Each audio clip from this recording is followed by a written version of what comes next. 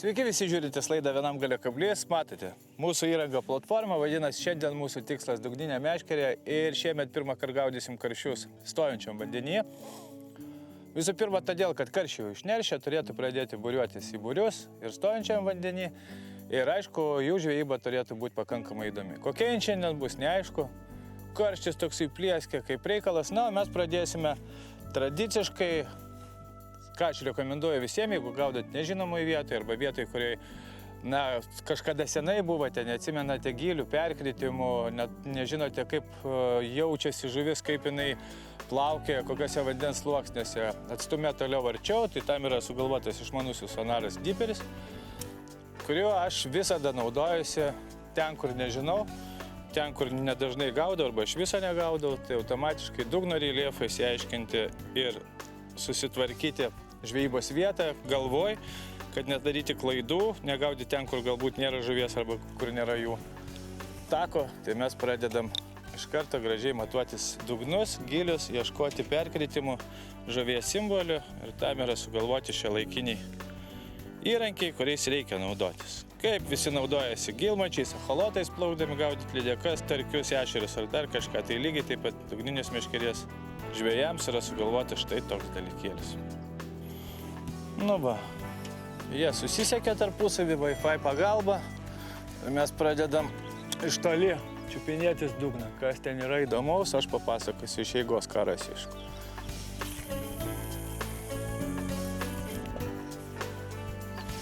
Nu va, žuvį mes pamatėm realiai. Aš pamačiau, ką norėjau iš gilių. Toli yra apie 4 metrus, arti yra 6.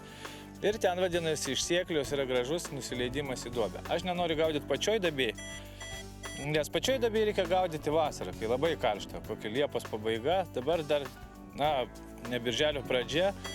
Ir žuvis turėtų stovėti ne pačioj giliausiai vietoj, tačiau ant to iš sėkliaus gražaus šlaitelio. Tai aš renkuosi gilį apie 4-8 metro. Buvo 4, o čia arčiau 6, labai gražus nuolydis, pamatėm žuvies simbolį, iš karto klipsuojamės, štai taip, labai paprastai ir aiškiai. Ir dabar eisim persinešim diperio parametrus, tai yra ant pagaliukų suskaičiuosime metrus, kokiam atstumę mes žvejosim ir po to savo pagrindinę meškerę persinešim. Labai viskas paprastai, realiai mes užtrukom čia geras 10 minučių, bet iš karto žvejyba tampa daug aiškesnė ir konkretesnė. Aišku, jeigu jūs norite, jūs galite čia susisiekę su savo GPS modeliu, galite paišyti žemėlapius, galite tiksliai nustatyti vietą, kad kitą kartą atsimintumėte. Diperis leidžia pačias įvairiausias galimybės, tiesiog mes praktiškai nežvėjom vienoje vietoje daug kartų, tai geriau kiekvieną kartą naujai prasimušam, pasižiūrim, kur stovi žuvis, žuvį mums parodė, tai yra svarbiausia. Parodė gilius, parodė, kad žuvis atsikėlus nuo dugno, šiek tiek vaikšto, viskas, einam neštis parametrus ir pradėsim jaukinimą.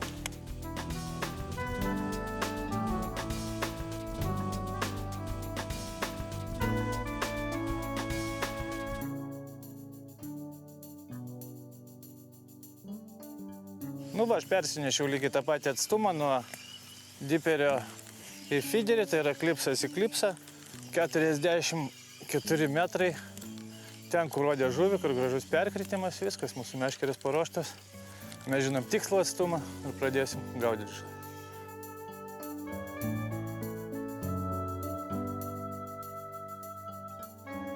Dabar giliai atmatuoti, dabar galime jau pradėti ruošti savo masalus. Masalų šiandien daug nenaudosime, skęstantis, nuskandintis musės lervas, keli kukurūzai. Bandysim prisikviesti stambesnę žuvį, dėl to bandysim gaudyti rimčiau ir tik tai keli sliekai karpyti tiesiai ant viršaus. Žiūrėsim, kaip bus toliau, bet su sliekais atsargiai. Viskas, kad žuvis neprisėstų.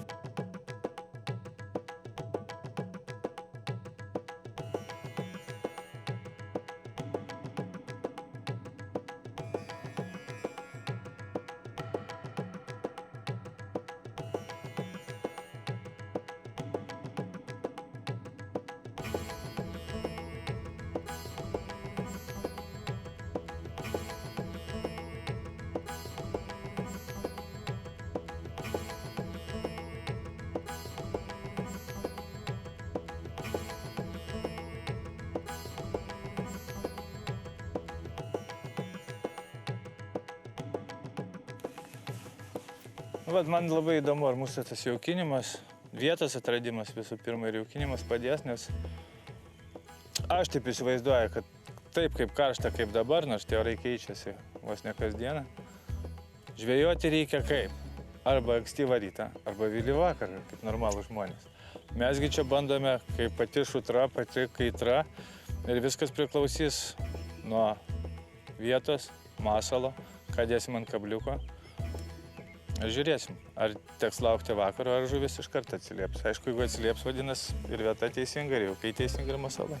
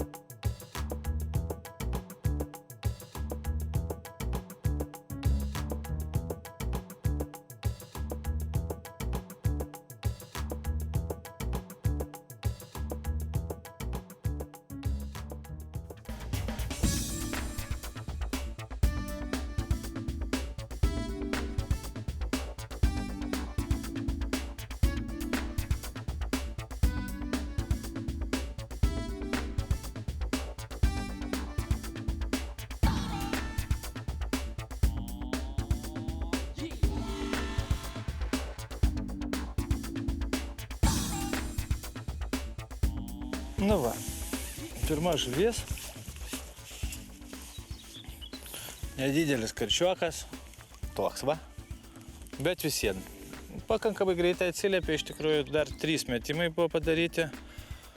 Kaip visada aš sakau, kad reikia rasti masalą, ant ko noriu kibti žuvis. Nors yra tokia taisyklė, kuo jaukini, tuo ir gaudyk iš tikrųjų. Tai tas lieko gabaliukas nieko nedavė, tada buvo uždėtos 4 musės lervos, nieko nedavė, per didelis masalas ir tada 2 musės lervos, štai taip viena išilgai ir viena už uodegos. Kadangi mes jaukiname negyvomis musės lervomis ir kukurūzais, tai iš principo beveik tas pats turi būti ant mūsų kabliuko. Mes bandysim, aišku, dėti dar ir kukurūzą, bet štai tokį masalą iškart žuvis atsiliepia, vadinasi, masalo didelio nereikia. Mes bandėm, kaip jau sakau, ir 4 musės lervas. Didelio masalo nereikia, jinai subtiliai dar kimba, vis dėlto karšta diena. Ir norint žuvį pagauti, visą laiką reikia galvoti, ką dėti ant kabliuko. Pakankamai gražus užlenkimas. Pirma žuvis, vadinasi, per karštį žuvis įmanoma pagauti, svarbu tik tai jaukinti ir pasirinkti vietą.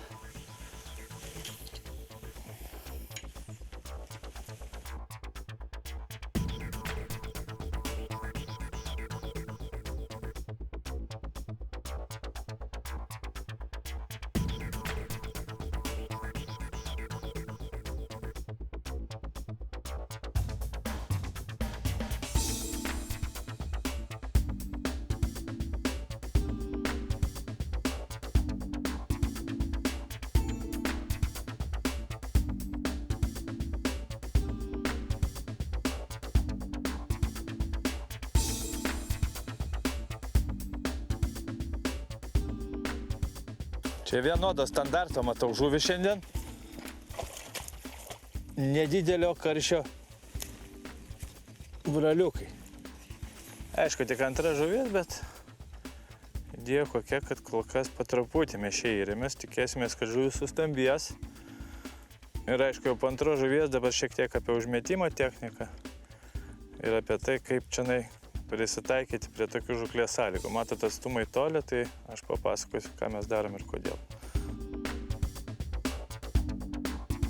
Taigi mes gaudom 44 metruose, tai vyrauja tokia taisyklė, kad 10 metrų 10 gramų. Aišku, viskas priklauso nuo gylio, bet idėja kokia, kad jeigu mes metam 10 metrų, tai 10 gramų šėryklą, jeigu metam 20, 20, jeigu 30, 30. Iš tikrųjų, galima dar stambintis iki 50, nėra didelių problemų, bet vyrauja tokia taisyklė. Na ir kaip matėte, aš jaukinau pakankamai didelę, štai tokią šėryklą. Tačiau, kadangi yra didelis atstumas, Tai svoris jos sukoncentruotas, kaip matote, į žiedą pačioj. Ir tokioj vasariniai karšių žūklėje, kai žuvis jautri, kai karšta, tai ypatingas tikslumas irgi turbūt 40% sėkmės. Pataikyti būtent į tą tašką, kur jūs gaudot. Ir tai nėra lengva, nes atstumai dideli. Dėl to vienas iš pasirinkimų yra kulkos. Kulkos gali būti plastikinės, pavyzdžiui, plastikas lėčiau leidžia šiek tiek jauką, ko aš noriu. Gali būti visiškai uždaros, štai tokios. Labai gerai gamina jas Nisa, anglai. Štai tokios, bet iš principo kulka. Kodėl kulka? Todėl, kad metimas tada iš karto darosi tikslus. Kulka pramuša šoninį vėją, kai jisai sukyla. Ir pati ta idėja tokia, kad būtent kulka žvejot iš toli 40 plus metrų. Iki 40 dar gali mesti ir ne kulką. Bet 40 plus vienareikšmiškai kulka, nes jinai pati tiksliausia ir kai gauname iš didelių atstumų, taip ir reikia daryti.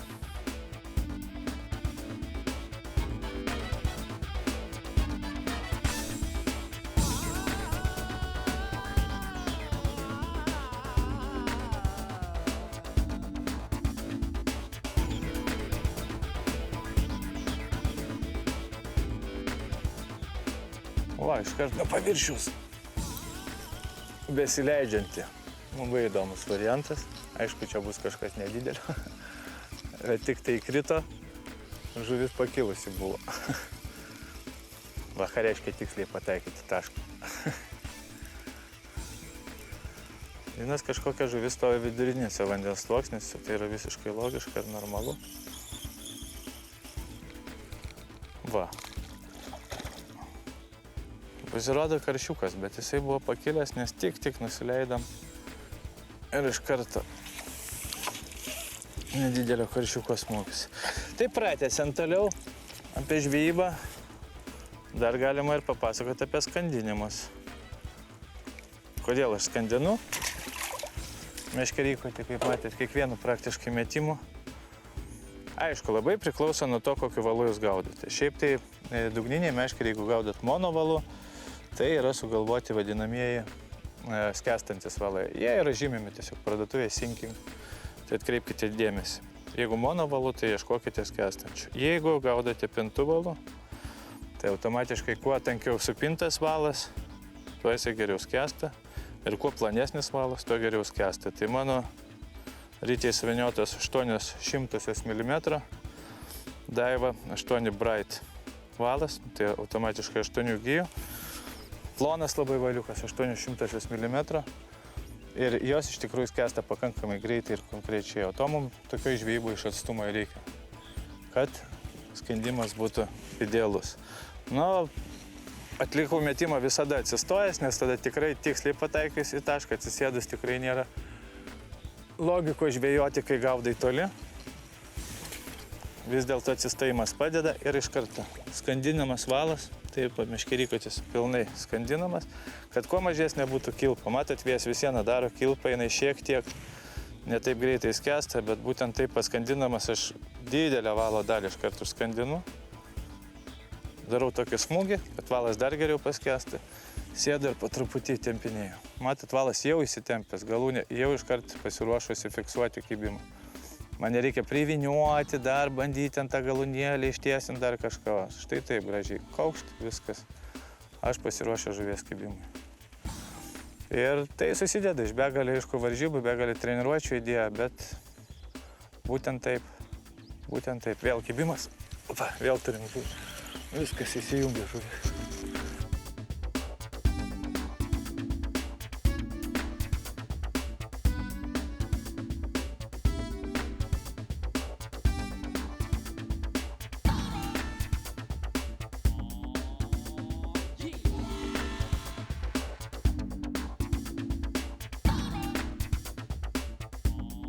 Tai mes taip gražiai baigiam pirmą dalį mūsų laidos. Manau, nu patarimų iš karto kalnas, tik tai reikia juos atsiminti ir galvoti apie juos. Tai yra nuo vietos pasirinkimo, gylmačio, tai yra išmaniojo sonaro, iki masalų keitimo, iki taip, kaip skandinti valą. Ir kiekviena jūsų žvejyba, jeigu darysite, tai bus tikrai gražiai ir įdomu.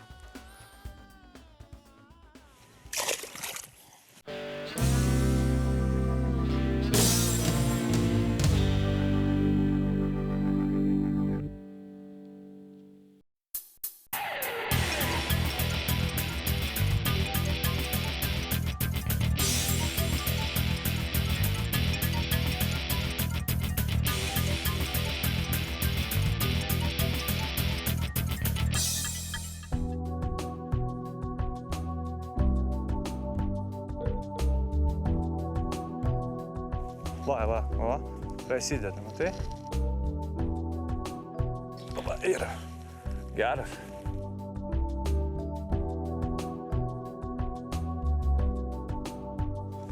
Sveiki sugrįžę, mes tęsime savo laidą. Matėte nuo kibimo pradžios. Žuvis iš tikrųjų atsistoja ir viskas čia mums belieka tik tai gražiai mėgautis žvejybą, bet aišku, keli patarimai, kurie buvo pirmoji laidos daly, šiek tiek turiu pasitaupęs ir antroji laidos daly. Iš tikrųjų mes pabandėme keletą variantų masalų, kukurūzus, musės lervas, gyvas dėti dvi, prie kukurūzo kabinti sliekutį ir nelabai žinokit. O, idėja kokia? Štai tokios gražios žuvis, iš tikrųjų, kurias traukti labai smagu. Va, koks grožis, ar ne? Ne patys didžiausi, bet gaudyti lengva dugninę meškerę, vidutinės klasės, tikrai smagu. Tai idėja kokia, kad žinokit, vis dėlto jiem skaniausiai šiandien pasirodė skandintos musės lervos. Tai yra negyvos. Kodėl? Todėl, kad automatiškai tuoj paleisiu žuvį. Gražus, ar ne?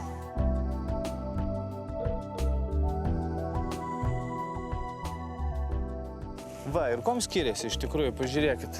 Labai aiški tokia fiziologija, musės lervų fiziologija. Korsakas kalba kaip biologijos mokslo daktaras. Nu tai va, žiūrėkit, paėmite skandintą musės lervą, kaip jinai atrodo.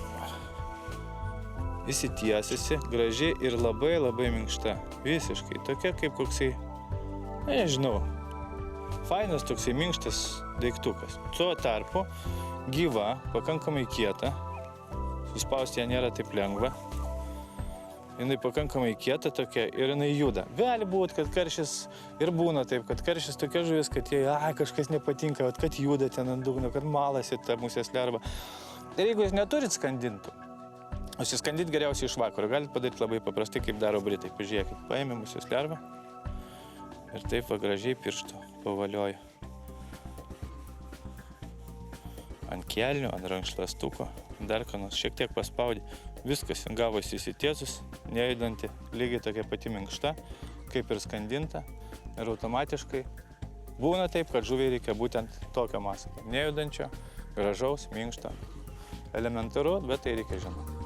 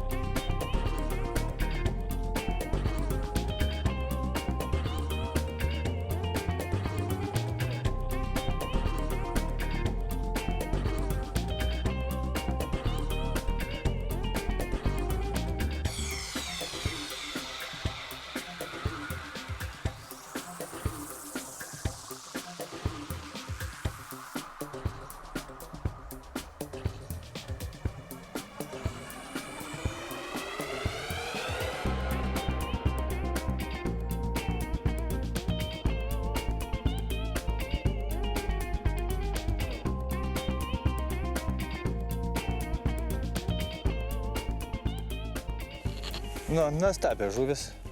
Nėra čia ko visai verkti.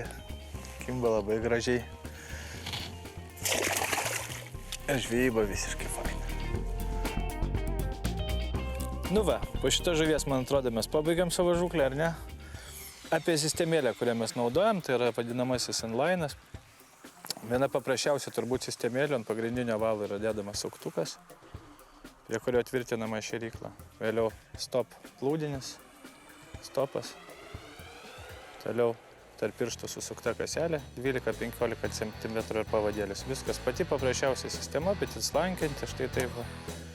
Ir yra jautri. Na ir apie kabliukus, sako, parodė kabliukus, kuriuos tu naudoji stovinčiam vandenį. Tai vienas mano mėgstamiausių yra čintos kabliukai ovnerio. 10-12 numeris gali būti. Dar vienas labai įdomus kabliukas, kuris labai gerai kerta, jeigu staiga činta nekerta. Būna taip, kad nekerta kabliukas. Tai yra Varivos kompanijos 2.0, japoniškas žymėjimas. Matot, labai įdomi forma išlenkimo. Ir aišku, sliekui, jeigu gaudyčiau slieku, tai Kamasanas B560, 12 arba 14 numeris. Nu, o ką, mums dabar belieka pažiūrėti, ką mes pagavom, paleist žuvį ir pasakyti nei žvyno, nei uodegos.